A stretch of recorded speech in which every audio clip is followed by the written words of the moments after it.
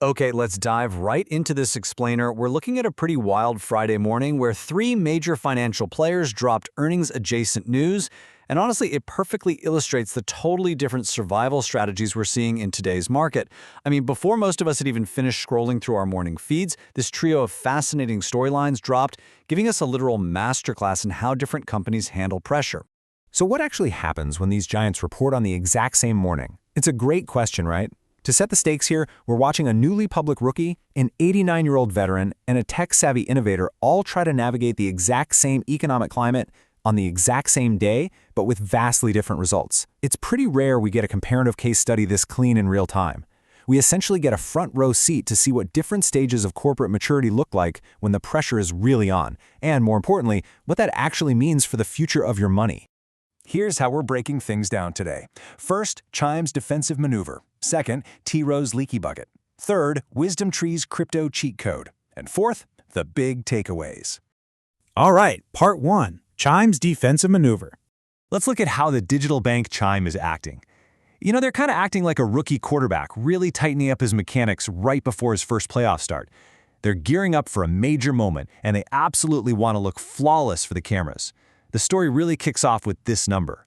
Chime cut roughly 150 jobs. Now, that amounts to about 10% of its entire workforce.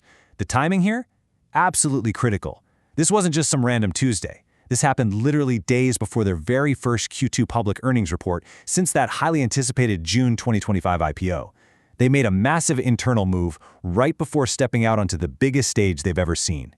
What's really interesting here is how CEO Chris Britt framed these cuts in a memo to the staff.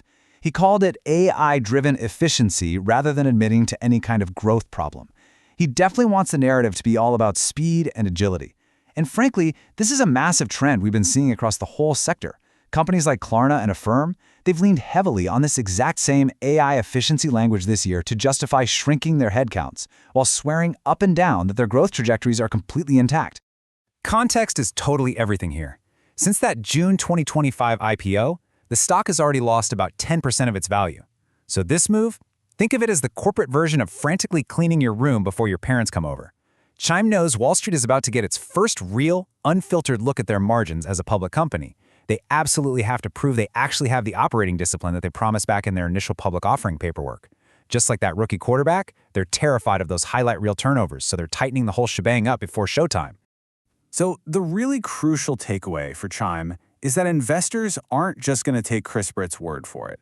They're going to be hawking next week's print to see if this operational discipline is actually a mathematical fact or if it was just, press release fodder designed to soften the blow of a bumpy quarter.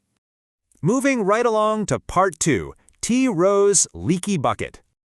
Now let's pivot to the 89-year-old veteran T. Rowe Price. They posted what you can really only describe as a classic good news, bad news quarter. And this brilliantly illustrates the financial services version of winning the game but losing yards on the ground. On one hand, they posted a strong Q2 profit of $632 million, and their adjusted earnings per share of $2.57 beat the street's estimate of $2.52. So the scoreboard says they won.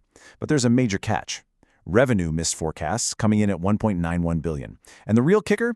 They closed the quarter with $6.5 billion in net outflows. Think about that for a second. That much investor money literally walked right out the door.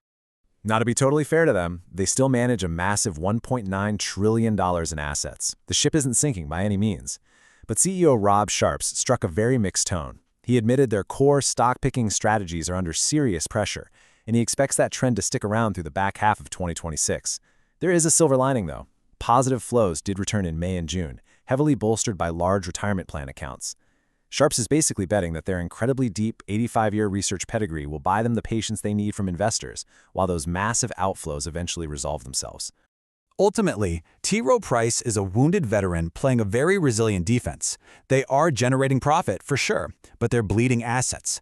They have the historical weight to survive a bunky quarter like this, but let's be real. They can't ignore a leaky bucket forever.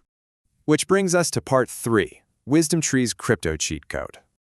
Let's explore our tech-savvy disruptor, WisdomTree.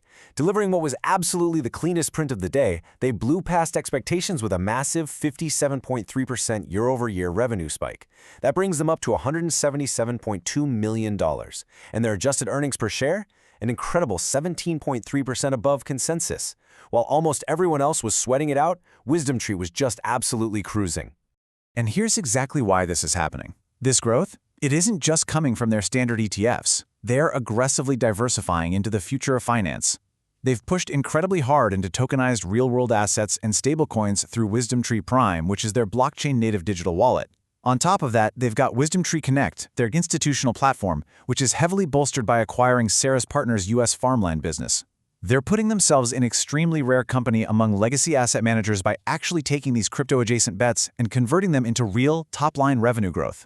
So, while others out there are playing defense or trimming their workforce, WisdomTree looks like they literally found the cheat code. They're proving to everyone that tokenization and blockchain aren't just some side project or a headline-grabbing pilot program anymore. They are an actual, verifiable growth engine. Okay, let's wrap this up with part 4, the big takeaways. Let's zoom out for a second and review exactly what we should be taking away from this incredibly dense Fintech Friday. Looking at them side by side, we see a fascinating stark contrast in how to handle a tough market. We've got defensive maneuvering from Chime, the rookie tightening its belt to look good for its debut. We've got resilient stagnation from Rowe Price, the veteran leaning on its long history to weather a storm of lost assets. And then we have the aggressive, highly successful innovation from WisdomTree, showing that embracing new tech can dramatically move the needle. I want to leave you with this thought to ponder regarding the future of legacy finance versus fintech innovation.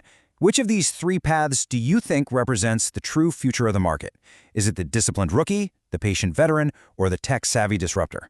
Think about it, and please share this explainer with anyone in your network who still thinks fintech is just Venmo. There's a whole new world of strategy playing out right in front of us. Thanks so much for learning with me today.